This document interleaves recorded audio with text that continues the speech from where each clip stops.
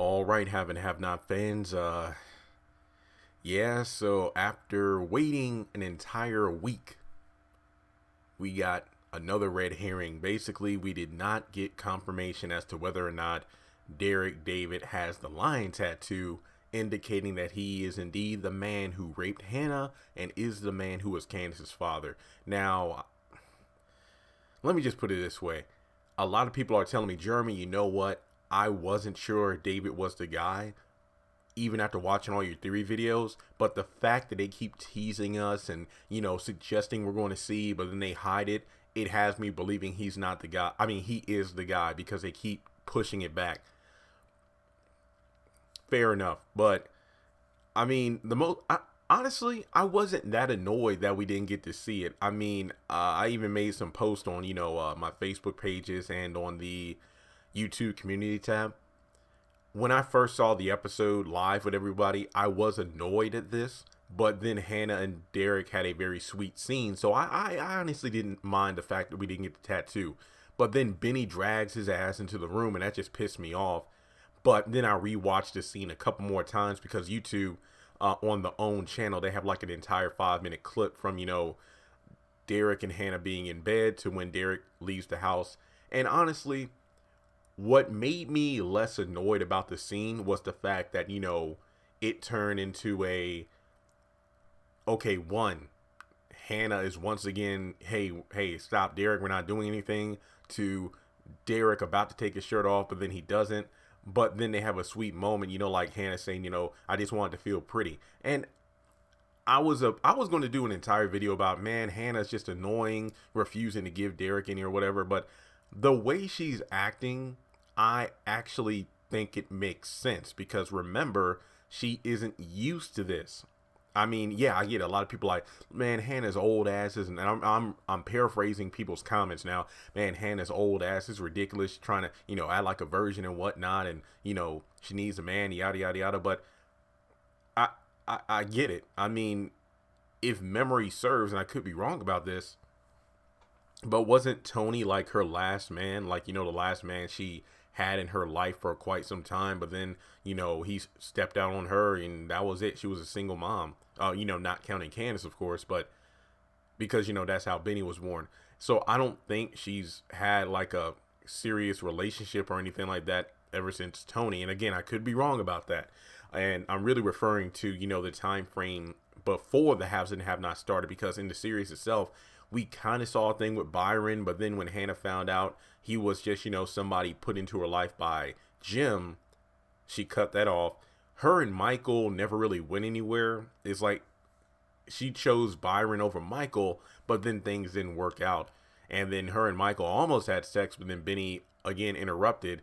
And then after that, Derrick is like the first serious relationship she's had in a while. So when you think about everything that Hannah's been through, all the drama, all the betrayals, all the hurt, the losses, it kind of makes sense as to why she's not quick to give it up like her own children or Catherine or Jim or Veronica. I get it. That's really what I wanted to say about that part of the scene. Like, I understand, like, her wanting to feel pretty. Again, she hasn't done this in a while. So her being hesitant, I can understand that. So, yeah.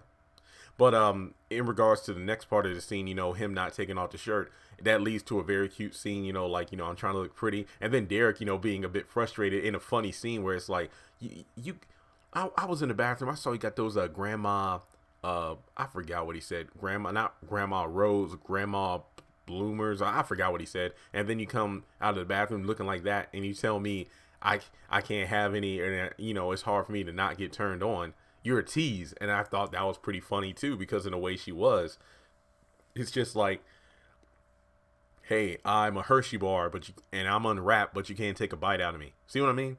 So yeah, I actually did enjoy that scene once I broke it down. Benny came in when those two were laughing, and I was annoyed. And the fact that Hannah and Derrick weren't that angry about it made it funny, but that didn't mean I was fond of what Benny did. Because when you think about it, and I know this video is about the tattoo, and I'm getting to that, I'm sorry, but I just want to really fully dissect this scene. it makes me mad because I said this a few weeks ago when Benny was in the hospital. I'm like, oh well, we do have this upcoming scene where Hannah's like, she wants Derrick to stay in her house in her room with her in her bed, and maybe Benny will be at the hospital, so there'll be no interruptions. But then Benny leaves the hospital and then asks Hannah if he can come home. Mind you, he was kicked out because it was disrespectful for what he was doing by not giving the criers back their money despite everything Catherine has done for them. And now it's like, okay, not only am I going to bring you back into the house, because at this point, remember, at this point, Hannah was under the assumption that the Malones were the one that came after Benny.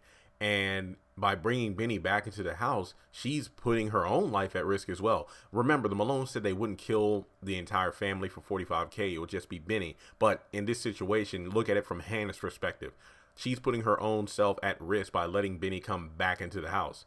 So not only does Benny at this point not give the money back to the criers or even say that he will, he's brought back into a house he was kicked out of because his mother loves him. And then not only that, he's disrespectful once again to Hannah. So Benny has had no personality or character shift ever since he got stabbed. None at all. And he's still acting the way he is. And Hannah is just, when he got into the bed, she kind of cuddled him and whatnot. And I'm just like, if you don't get your Benny's in his mid to late 20s, if memory serves, right? Yet he's like, well, it reminded me of that Super Bowl commercial. What was it? Don't touch my mama. Don't touch my Doritos. Remember that little boy? So the fact that Benny's acting like this despite everything, it's just it's disgusting to me. I can't even, I'm done with the character. Like, call the surgeon up to tell him to take care of Benny because I'm just done. So, Derrick walks out of the room, Hannah walks to the door, and it's like, Benny won't always be there to kind of stop this kind of thing, and then he leaves, so there was that. But it was kind of, what really just messed it up is how the scene started off with, Derrick, trying to grind up on Hannah. She doesn't want any of that. And then they pretty much make amends as to, I understand where you're coming from. And then they have a good laugh. And then that moment got cut off again by Benny. And that's what just made me mad about it. So to the tattoo, the title of the video is, did we get a glimpse at the tattoo? No, I believe in real life, Keith Burke has like a tattoo on his arm, and he didn't have tattoos on his arm. Because, I took screenshots. I watched it in slow motion. Guys, then I went back and I rewatched the scene from the episode The Lion, where Hannah tells Candace about, how she got raped and everything. Pretty much she talks about how Candace has the same eyes and nose as the person that raped her. And she said while the guy was on her, pretty much saying, if you scream, I'll kill you. He got up a few times. It's meaning that, he probably raised himself up via his arm. So it was like he was probably looking down at Hannah, and Hannah could just see him. So we're assuming Hannah is laying on her back, and the guy is, on top of her, obviously his front of the body meeting her front of the body. So she said every time he got up, every time he'd rise up, she could see that lion tattoo staring right at me. So one could assume that this tattoo would be around his neck / most likely shoulder area. And I noticed when Derrick was leaving the bed, we didn't get a glimpse of his back. That was one thing I noticed. We did see him stop and then look back because Benny was like, yeah, and don't come back. And I know it's like a wife beater or whatever. I know I'm reaching here, but it kind of looked like there was something underneath the strap over his shoulder. Like, yo, is that like a little tattoo or something like that? Or was that just, obviously the little shadow cast from the space between the wife beater and his actual shoulder? Yeah, I know it's a bit of a reach, but I kept freezing that frame, and it kind of looked like there was something there, because I was thinking, if I'm on top of someone and I rise up, like I just, use my hands to raise myself up a bit, what that person wouldn't necessarily see my full back, but they would get a glimpse of the area between my neck and my shoulder area. So there might have been a tattoo there. That's just my theory. So the question is, did we actually catch a glimpse of the tattoo? I don't know. I mean, the fact that he was going to take his shirt off, but then Hannah told him not to, I feel is like a clear indication that, yeah, he's probably maybe got something he wasn't necessarily willing to hide, because remember, he was about to take his shirt off, but Hannah's like, no. So for the sake of the audience, I don't know. So let me know your thoughts in the comment section below. Did we get a glimpse of Derrick's tattoo? And I actually like doing this video to break down the scene between himself and Hannah. It was a good scene. Like, again, it was kind of annoying between not knowing about the tattoo, Benny dragging his ass in there, being disrespectful, even though he's in a house that he shouldn't even be in at this point. And then on top of that, you know, Hannah once again not giving Derrick any. But it was nice that, you know, I thought about it, analyzed her character, and realized, yeah, I can understand why she's being protective of herself. But at the same time, Derrick even thanked her for trying, and that is progress. And really, that's all we can ask for. And I agree. Like, a lot of people like, you know, she ought to just give it up. I see where you're coming from. She definitely needs, as Candace told Veronica, you need to get laid. You seriously need to get laid. But at the same time, you know, some people prefer to wait rather than just have sex without emotion, and the next thing you know, the person she has sex with ends up breaking her heart or whatever. So I can understand. I mean, so I can see both sides of it. Man, it's just annoying. She's trying to be all sedity and a virgin, yada, yada, yada. But on the other hand, I can understand why Hannah is reluctant to give up her body, because think about how many times she's given her heart to people. Like Quincy Jr. was her heart, dead. Benny was her, you know, baby boy, her child. And he's just turned into the male version of Candace to a certain extent. Candace, how many times has Hannah begged for forgiveness, spilled her heart out to Candace, only to be coldly rejected as a result? Her friendship with Catherine, that's been rocky, but that's gotten better over time.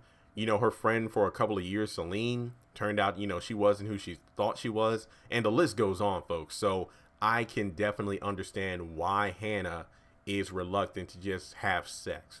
That's just my thoughts. Let me know yours. As always, hit that subscribe button.